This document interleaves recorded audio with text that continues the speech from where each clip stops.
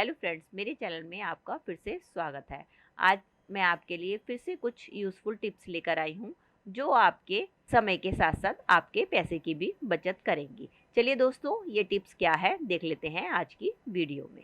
चलिए फ्रेंड, मेरी पहली टिप की थैली को लेके। दोस्तों, जब भी हमें दूध को गर्म करना होता है तो हम अक्सर क्या करते हैं, इसको ऊपर से कट करके अपना दूध को अपने पतीले में डालकर गर्म करते हैं। लेकिन उससे क्या होता है, जब हम इस दूध की थैली का ये जो टुकड़ा है इसको उठाकर हम डस्टबिन में फेंक देते हैं तो ये हमारे कूड़े के साथ हमारे बड़े वाले कूड़ेदान में चले जाता है। तो वहां पर कई जानवर आते हैं जो कि कूड़े के अंदर पड़ी हुई सब्जियां और फल को खाते हैं, जिसके कारण जो वो हमारा कटा हुआ टुकड़ा है वो उनके शरीर में चला जाता है, जो कि उनके लिए काफी हानिकारक होता है, जिसको खाने से उनकी डेथ भी हो सकती है। इसलिए आपके साथ मैं ये टिप शेयर करने वाली हूँ कि जब भी आप दूध की थैली को खोले तो आप जो है खोले तो आप उसको पूरी तरीके से कट ना करें।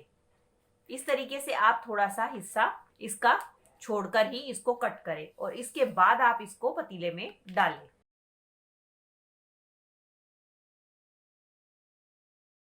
इससे क्या होगा, ये जो टुकड़ा है ये इसके साथ ही अटैच रहेगा और जब हम इसको डिस्कार्ड करेंगे या कूड़ेदान में डालेंगे तो ये टुकड़ा अलग से जो है हमारे कूड़े के साथ नहीं मिलेगा, इसके साथ अटैच रहेगा, जिसके कारण ये हमारे जानवरों के पेट में भी नहीं जाएगा।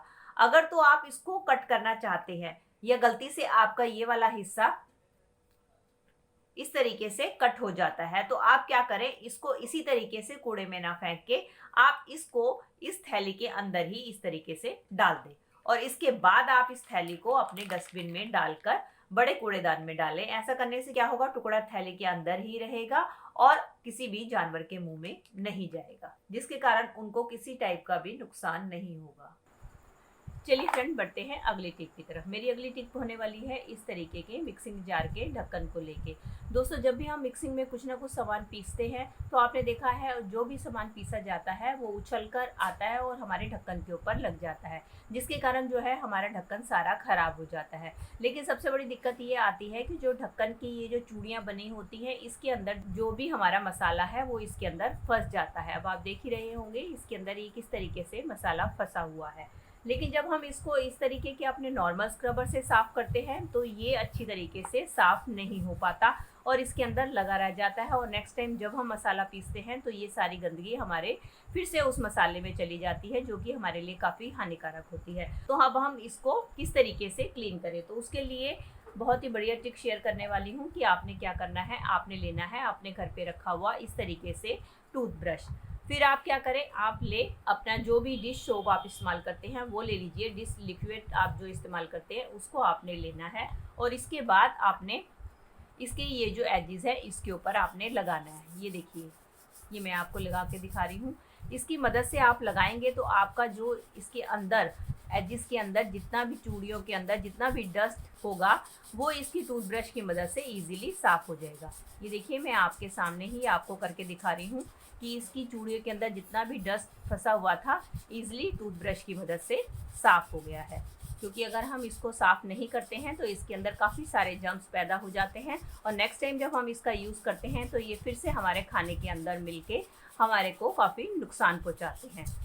तो अब आप ये देख सकते हैं कि मैंने इसको ब्रश की मदद से अच्छी तरीके से क्लीन कर लिया है। अब मैं आपको इसको वॉश करके दिखाती हूँ कि ये एकदम इसके अंदर जितना भी मसाला फंसा हुआ था वो एकदम साफ़ हो चुका है। मिक्सी का ढक्कन कितनी अच्छी तरीके से साफ़ हो चुका है। अब आप देख सकते हैं इसके एजिस के ऊपर या इसकी चूड़ियों के ऊपर जो कुछ भी लगा हुआ था वो सबका साफ़ हो गया और ये मेरा ढक्कन अच्छी तरीके से क्लीन और हाइजीनिक हो गया है। चलिए फ्रेंड, बढ़ते हैं अगली टिप की तरफ। मेरी अगली टिप होने वाली है पेन या स्केच पेन को लेके। दोस्तों, जब भी बच्चे इनसे काम करते हैं तो क्या होता है, गलती से उनके हाथ के ऊपर इस तरीके से पेन के, बॉल पेन हो चाहे इंक पेन हो या स्केच पेन के हैं, इस तरीके से निशान पड़ जाते हैं। तो क्या करते हैं, इनको मिटाने के लिए अक्सर हम क्या करते हैं, साबुन का इस्तेमाल करते हैं और साबुन से इनको रगड़ रगड़ कर धोते हैं, जिसके कारण आपने देखा है बच्चों की स्किन काफ़ी सॉफ्ट होती है। इससे उनके स्किन के ऊपर काफ़ी रैशेस भी आ जाते हैं और उनको काफ़ी पेन भी होता है। तो इसको छुड़ाने का बहुत ही आसान ट्रिक मैं लेकर आई हूँ कि आपने कुछ भी नहीं करना है, बड़ी आसानी से आपका जो ये इंक और स्केच पेन के दाग हैं मिनटों में ही दूर हो जाएंगे। उसके लिए आपने क्या करना है, उसके लिए लेना है आपने डीओ। अपने घर पे रखे हुए किसी भी डीओ का आप इस्तेमाल कर सकते हैं। आपने क्या करना है, सिर्फ आपने डीओ को अपने जहाँ भी इंक के दाग लगे हुए हैं उसके ऊपर आपने इस तरीके से लगाना है।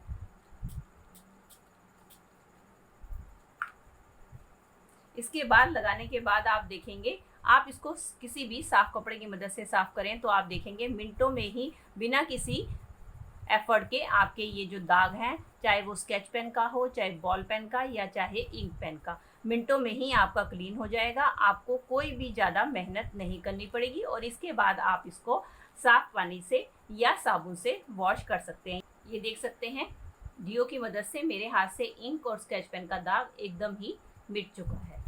चलिए फ्रेंड, मेरी अगली टिप होने वाली है इस तरीके के वॉशिंग बार को लेके। जब भी हम मार्केट से लेकर आते हैं तो हम अक्सर क्या करते हैं, इसको पूरी तरीके से फाड़ कर जो है इसके अंदर से बार निकाल कर यूज करते हैं। ऐसा करने से क्या होता है, हमारा बार जो है नीचे से गीला होके एकदम गल जाता है। तो इसको बचाने का बहुत ही आसान तरीका है कि नेक्स्ट टाइम जब भी आप नया बार लेकर आएं तो आप उसको पूरी तरीके से ना खोलकर आपने क्या करना है, सीजर की मदद से आपने इसको इतना इतना जो है नीचे और ऊपर का हिस्सा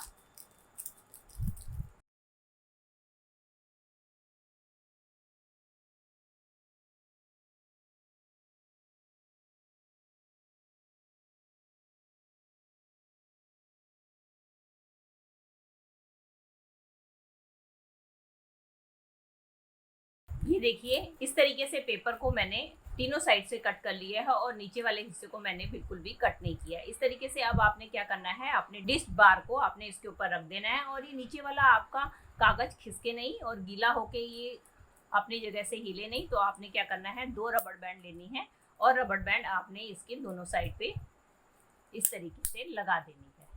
इससे क्या होगा, ये आपका नीचे वाला कागज एकदम फिक्स हो जाएगा और आपका ये रबड़ बैंड की मदद से हिलेगा नहीं। अब आप अपनी इस बार को आप किसी भी बर्तन में रखकर इस तरीके से यूज कर सकते हैं। ऐसा करने से क्या होगा कि आपका डिश बार जो है काफी लंबे टाइम तक चलेगा और आसानी से गलेगा नहीं। चलिए फ्रेंड, बढ़ते हैं अगली टिप की तरफ। मेरी अगली टिप होने वाली है दोस्तों इस तरीके से कपड़ों को लेके। हमारे घर में ढेर सारे कपड़े होते हैं दोस्तों, जिसका कि हम इस्तेमाल नहीं करते और इसी तरीके से पड़े रह जाते हैं। तो आज इन्हीं कपड़ों में से मैं आपको एक बहुत ही बढ़िया ऑर्गेनाइजर बनाना सिखाने वाली हूँ, जो कि बहुत ही जीरो कॉस्ट में बनकर तैयार हो जाता है और इसके लिए हमें कोई भी खर्चा करना नहीं पड़ता। तो उसके लिए मैंने ले ली है एक ये मैक्सी, जिसका कि मैं इस्तेमाल नहीं करती और मेरे घर में इसी तरीके से पड़ी हुई है, ना काटना है ना सिलना है। उसके लिए हम लेंगे एक रबड़ बैंड और इसका जो ऊपर वाला हिस्सा है इसको मैं एक रबड़ बैंड की मदद से बांध दूंगी। चाहे तो आप इसको इतने हिस्से को आप काट के सिल भी सकते हैं और चाहे तो आप इसको किसी रस्सी की मदद से भी बांध सकते हैं। इस तरीके से रबड़ बैंड की मदद से बांध दिया है। अब ऑर्गेनाइजर बनाने के लिए जरूरत होगी मुझे इस तरीके की बाल्टी की। ये देख सकते हैं दोस्तों, मेरे घर में एक पेंट की बाल्टी पड़ी हुई थी जिसको कि मैं इस्तेमाल नहीं करती, ये इसी तरीके से बेकार पड़ी थी। तो मैंने सोचा इसी से आज हम अपना एक ऑर्गेनाइजर बनाते हैं। अब हमने क्या करना है, अब हमने ये जो मैक्सी ली है इसको हमने इस बाल्टी को पहना देना है, क्योंकि इस तरीके से तो ये देखने में खूबसूरत नहीं लग रही। तो हमें इसको या तो पेंट करके अच्छी तरह से डेकोरेट करना पड़ेगा या तो हमें इसको किसी कपड़े से सिलना पड़ेगा। तो अब मैं क्या करूँगी, इस अपनी मैक्सी को इस हमने पेंट की बाल्टी के ऊपर इस तरीके से पहना देना है। वो जो हमारा गिठा वाला हिस्सा है उसको हमने इसके अंदर डाल देना है। इस तरीके से बाल्टी के अंदर मैंने इसको डाल दिया है। अब ये हमारा हिस्सा जो है इसके नीचे लूज रहेगा। इसके लिए हम क्या करेंगे, इसको हम पहले बाल्टी को उल्टा कर देंगे और ये जो हिस्सा है इसको हमने किसी ग्लू की मदद से सिल भी सकते हैं। अब मैं क्या करूँगी, इसको आपस में जोड़ने के लिए मैं लूँगी एक सेफ्टी पिन और सेफ्टी पिन की मदद से मैंने इसको अच्छी तरीके से टाई अप कर दूंगी। नहीं तो आप किसी भी सुई धागे की मदद से आप इसको सिल भी सकते हैं और चाहे तो आप ग्लू की मदद से इसको चिपका सकते हैं। तो दोस्तों इसको मैं ना सिल रही हूँ ना ही मैं इसको चिपका रही हूँ। इसको मैं आपको एक सेफ्टी पिन की मदद से अटैच करके दिखाती हूँ। सेफ्टी पिन की मदद से अच्छी तरीके से इसको मैंने फिक्स कर दिया है। अब हम अपनी बाल्टी को कर लेते हैं सीधा। और ये जो बचा हुआ हिस्सा है और हमने रख देना है इस बाल्टी के अंदर। आप चाहे तो कोई गत्ता ले सकते हैं, तो मेरे घर पे ये प्लेट पड़ी हुई थी, इसी का इस्तेमाल मैं कर रही हूँ। ये देखिए दोस्तों, मैंने इसके नीचे प्लेट रख दी है। अब ये हमारी एक लॉन्ड्री बास्केट बनकर तैयार हो गई है। इसका इस्तेमाल आप अपने घर पे रखे हुए धोने वाले कपड़ों के लिए इजीली कर सकते हैं। ये देख सकते हैं दोस्तों, ये हमारी फ्री ऑफ कॉस्ट में एक लॉन्ड्री बास्केट मिलके बनकर तैयार हो गई है, जिसके लिए हमने एक भी पैसा खर्च नहीं किया है और घर में पड़े हुए बेकार कबाड़ से ही इसको हमने बनाकर तैयार कर लिया है, जिसको कि हम बाजार से महंगे दामों पर खरीदते हैं। इसमें ना तो हमें काटना पड़ा और ना ही हमें सिलना पड़ा। अब ये लॉन्ड्री बास्केट है, इसमें आप अपने घर के जितने भी धोने वाले कपड़े हैं इसके अंदर डालकर रख सकते हैं और जब आपको जरूरत होगी आप इसके अंदर से धोने के लिए निकाल सकते हैं। दोस्तों, आपको मेरी वीडियो कैसी लगी प्लीज़ कमेंट करके ज़रूर बताइएगा और अपना फीडबैक ज़रूर शेयर कीजिएगा मेरे साथ। और मेरे साथ इसी तरीके से जुड़े रहने के लिए मेरे चैनल को भी बेल आइकन के साथ सब्सक्राइब कर दीजिएगा। चलिए दोस्तों, मिलती हूँ नेक्स्ट वीडियो में। Till then take care and bye bye.